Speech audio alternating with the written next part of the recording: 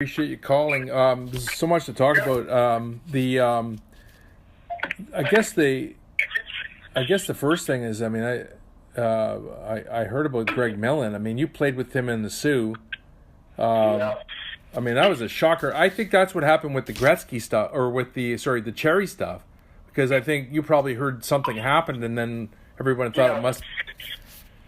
Yeah, that's, you know what? I didn't even think of that. You just said that. I think people got it mixed up. Anyway.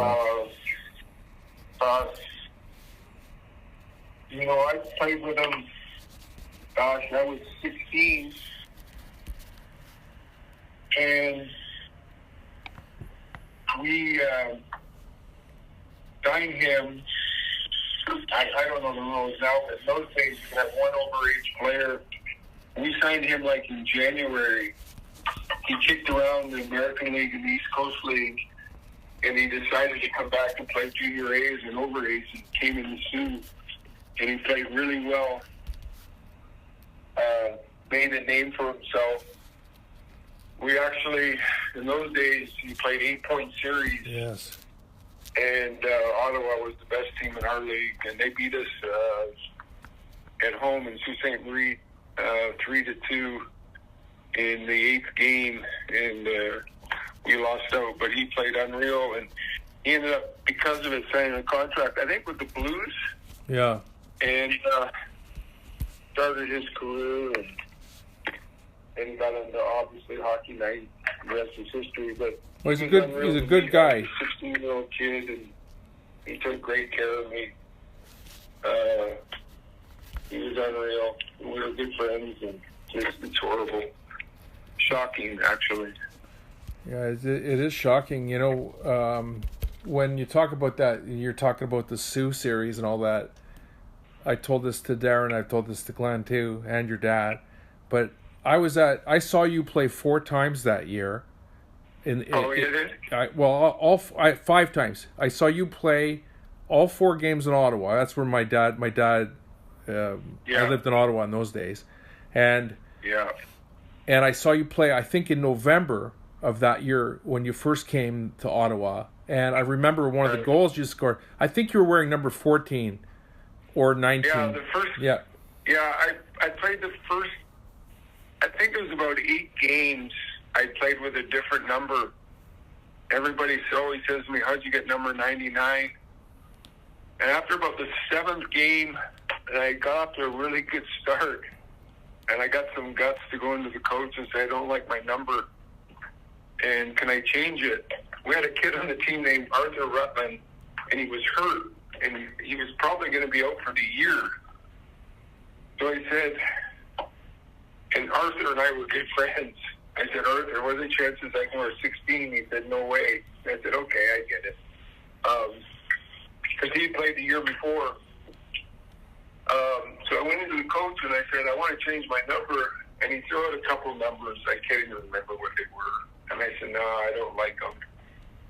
And Buzz McPherson looked at me and he said, "Well, why don't you just wear 2 9s?" And I said, "Okay." He goes, "Get out of my office. Okay, you can have it." Everybody thinks that 99 was created magically or whatever, but it was all on kind of a whim. But so I guess I better get into this before you go. So look at you know where I stand on this thing. I don't think it's I was offended from the get-go that anybody has no one's business any of it. So I don't speak for the country, but I apologize for it happening. But it was more about no, but you know what I mean. Like, I feel embarrassed, and that's why I wrote what I did. But I wanted to ask you, like, because it's been kind of reported. I mean, the premier here, Doug Ford, reported, others, and I've heard from people that are close to you that this was something that you didn't see ever coming, and it did hurt you in terms of, how do you feel about it now? I mean, obviously it's over now and people realize it, but what's your feeling on all of it? Yeah. Well, first of all, Canadians are proud, right? And they defend each other, and when they think they're getting taken advantage of, they speak out, and that's what makes Canada wonderful. Correct? Yes. We protect our domain. My dad always called Canada God's country, and I think the thing for me was, you know, I'm a retired Canadian hockey player. That's what I am. I'm not a politician. Over the years, I've been so lucky to meet pretty much every prime minister since 1980. I got to sit at the White House with President Reagan. I've met pretty much every president since 1980. And I like to think we're friends. I don't ever profess to tell them anything about politics. It's not my lane. I'm a guy that can tell you when we're in the locker room, the only time we ever probably talked about any politics as hockey players was when the Berlin Wall came down. We thought it was great for the world. And that's about as political as we've ever gotten. So, yeah, it was kind of out of left field. But I understand. I understand why people,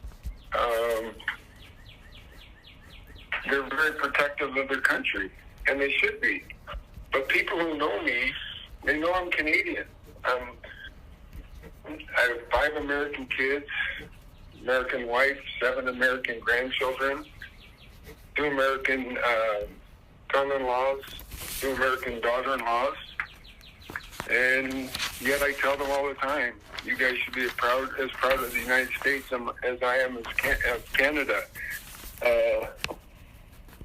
At the end of the day, I'm a Canadian. Like, I never got an American citizenship, never got an American passport, and never will. That's just not who I am. But I also understand why people get their dander up. They're protective of their country. And the thing is, like, even President Trump got it, because he came out and, you know, he kind of knew he threw you into the thing. He was trying to be funny and whatever. Yeah. But he got it too. He said, hey, like, he's a free agent and he should be for Canada. So. Yeah. Well, listen, I've known President Trump since 1996 when we came to New York. The first thing, I don't know anything about Manhattan. My wife and I moved here. And the first thing I said was, who's the smartest real estate man in New York? And I called him and I said, can I have 15 minutes of your time? And Janet and I spent 3 hours with him. He couldn't have been nicer and more gracious. We became friends before he became president. He's always been nothing but cordial to my family. He loves sports. He has a great admiration for Canada. But he cares about the United States. He's the president of the United States at the end of the day, right? Right. And I've told him many a time, I have no interest in politics. He knows that. And he's been great to my family. So I can take some of the negative PR in a sense that Canada wants to protect its domain. And he's trying to protect the United States, but that's why we have elections. That's between him and the Prime Minister to battle out. It has nothing to do with any athlete or Wayne Gretzky. That has to do with the Prime Minister of Canada, who does a great job for Canadians, and he's going to do the best job he can for the United States. And it's like I tell my partner in my wine company, and we've been tremendously successful. He didn't tell me how to play hockey, and I don't tell him how to make wine, right? Right. And that's the end of the day, and that's what matters. And the thing is that most people get that. The only thing that happened was, and there's no point going over it. It happened to Bobby, and it happened to Grapes. You know, it's happened to, you know, it goes at a smaller level. I go through it too. It's more of a local thing, but you get on the wrong side of a story, you know, it. But let me ask you about that. I know because Canadians care. You know, we're a proud country, and I'm not upset that people are upset with me. I'm disappointed that people don't know how strong a Canadian I am, but I'm not upset that people were upset with me. That part of it I get, because they're protecting Canada, and they should. Canada's a wonderful country. The something you said earlier, that you didn't have American citizenship or passport. It's been reported. It's been reported all over the place that you have American citizenship. So is that wrong? 100%. I can't even use the number 99 because it's 100% not true. It's the same as people say I never picked up my Order of Canada. Well, I did. I know. It's just not. It's just not true.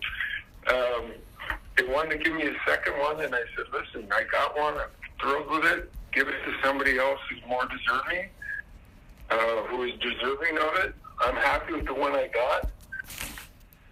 I made a promise to my mom and dad that even when I went to the U.S., I would stay a Canadian citizen, and I have. Like, I'm proud of it."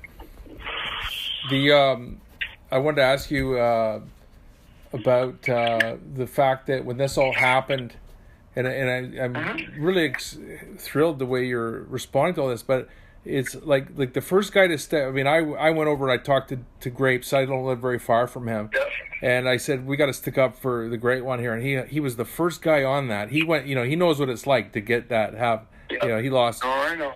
And then Bobby jumped in and did his stuff. I sent all that to Bobby. Bobby did his own column, and you know how Bobby is, and I think to me the most intimidating person I ever deal with is Bobby Orr. He's very, very kind, but he is intense. My God, like I know.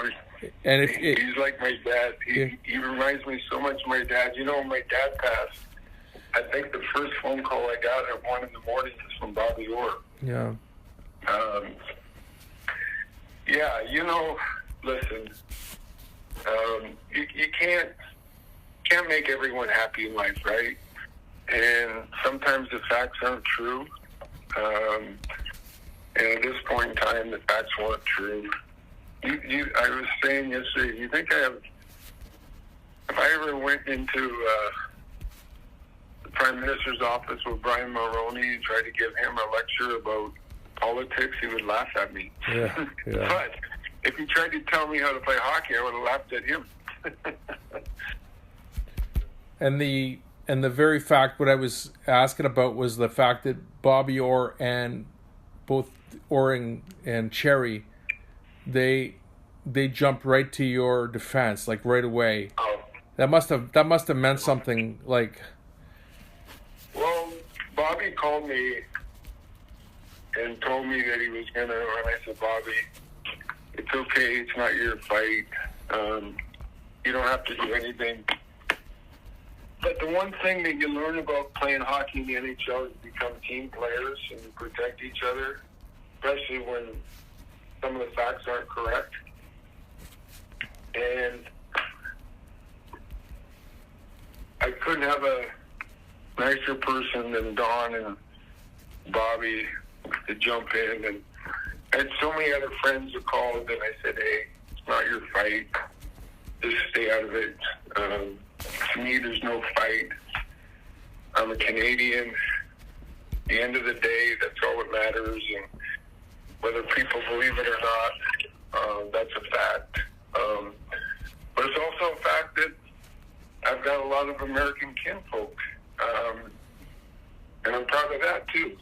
So, yeah. But is it too personal to ask about what Janet gave Mrs. Ovechkin in the gift, or have you talked about that? Yeah, no, but you can tell her. Mrs. Howell got her a really great bracelet with a Kings logo on it.